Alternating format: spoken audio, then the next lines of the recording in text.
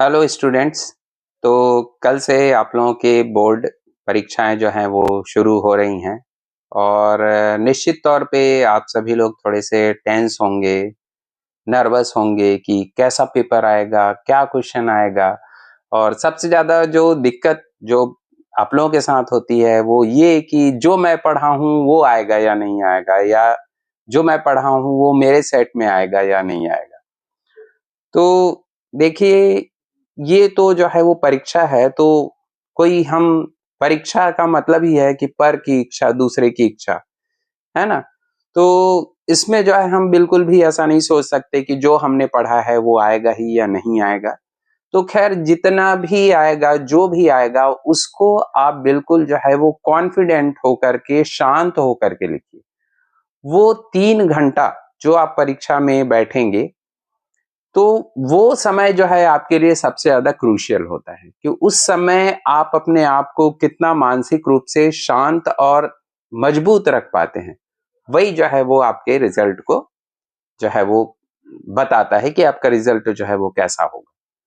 तो आप बिल्कुल शांत मन से परीक्षा दीजिए, बिल्कुल भी तनाव मत लीजिए कि हमारा पेपर जो है वो कैसे आएगा।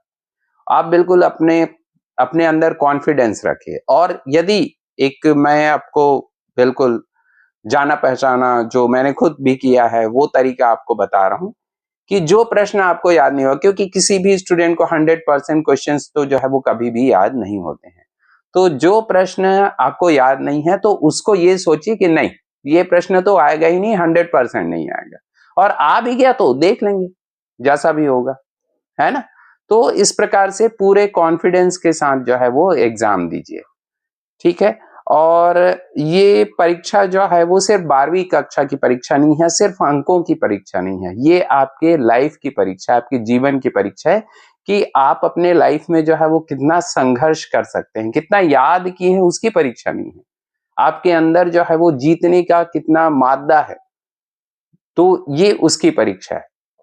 तो ये परीक्षा जो है वो आपको अंदर से मजबूत बनाता है, एक जीवन के लिए एक सही दृष्टिकोण प्रदान करता है। अंक जो है वो आपसे आज से 10 साल 20 साल के बाद कोई नहीं पूछेगा, लेकिन आप कितना मजबूत हुए इस परीक्षा के माध्यम से, आपने कैसा महसूस किया, किस प्रकार से आपने उस कठिन परिस्थिति का सामना किया।